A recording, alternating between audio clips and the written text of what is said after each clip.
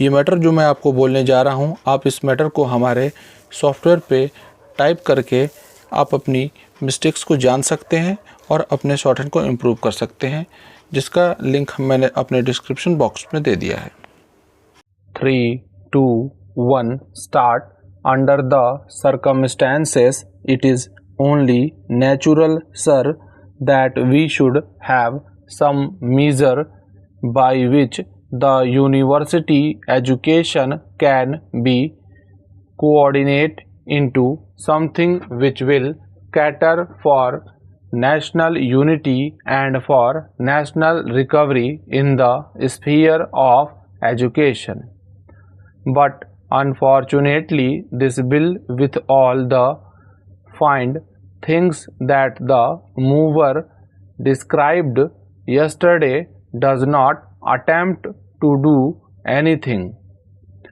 For instance, it has gone far beyond the terms of reference, if I may say so, of the University Education Commission with regard to the constitution of a University Grants Commission.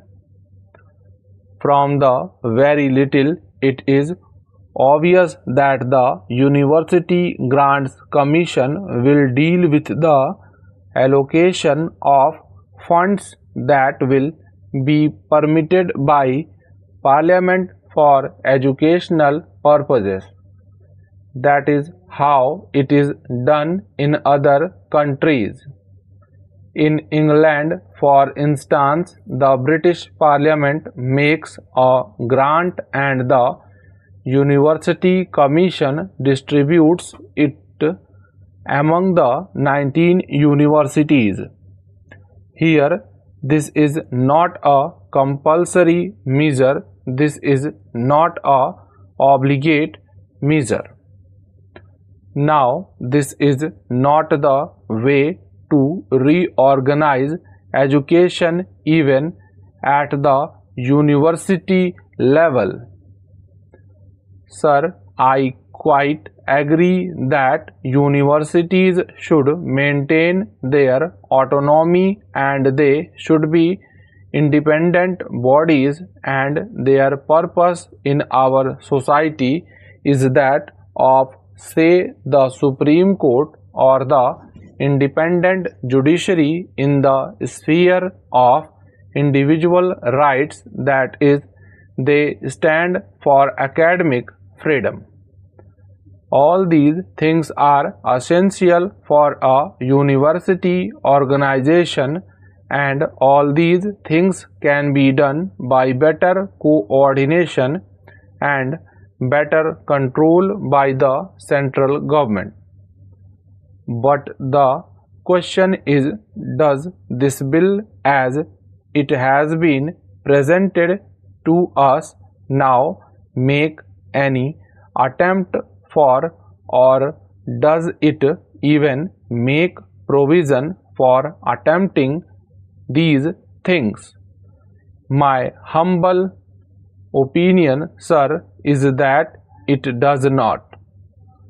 To begin with, sir, it has gone far beyond, as I said, the duties imposed on the University Education Commission itself. Secondly, it has failed to understand the reasons why there is a fall in the standards of education and the reasons why there should be a coordination of efforts, and for determining the standards of teaching and examinations in our universities. Sir, the standards of teaching and examinations can be maintained only by the university itself. It is not legislation that determines the standards of a university. It is not the inspecting bodies that determine that standards of a university. The standards of a university are determined by the teaching staff, by the university authorities, by the academic bodies, and by the morale of students, which also depends upon these factors. Now, there is nothing in this bill, nor is this the kind of a bill which is needed to ensure these things. Already in this country we have educational bodies. We have from time to time our vice chancellors conferences, we have the inter-university board, and we have the Central Advisory Board of Education. All these bodies deal with the problems arising in universities, the problems arising out of this amorphous growth without any rule or without any order or without any plan or without any design or without any policy. Now, these things have not been dealt with by these advisory bodies. Therefore, if the government thinks that a statutory body should be created, then I should say that this is not the kind of bill that should be produced.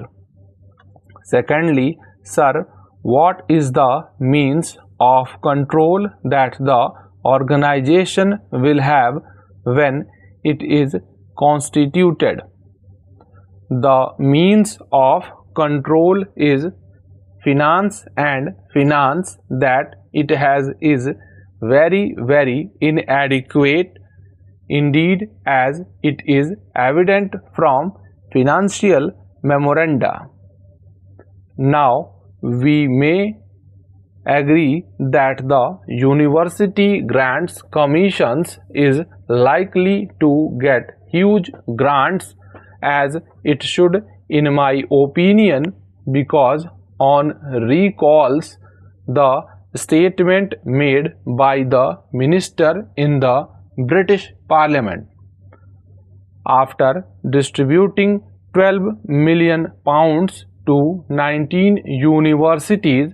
He said, if there is a demand for university education, I will not hesitate to grant more funds. That should be the spirit in which our Parliament should work with regard to the encouragement of university education. Now, there is no obligation on the government to supply funds, nor is there any on the universities to apply for funds. Mr. Chairman, sir, the speakers who have preceded me have given a very grim picture of the economic situation, employment situation, and a very depressive situation of the country. I am glad to know that Sri Vasant Sathe was speaking in 1979 in favor of this sort of a bill, and I am very glad that he has again contributed to the debate in a very constructive manner. Well, we have figures galore, statistics galore, but figures and statistics would not solve our own problem. Every year, the figure of 8 million unemployed is added. We are sending rockets into the sky, but we are not spending enough money for the poor and the people of this country. We have made serious mistakes in various fields, as has been pointed out by Sri Vasant Sathe.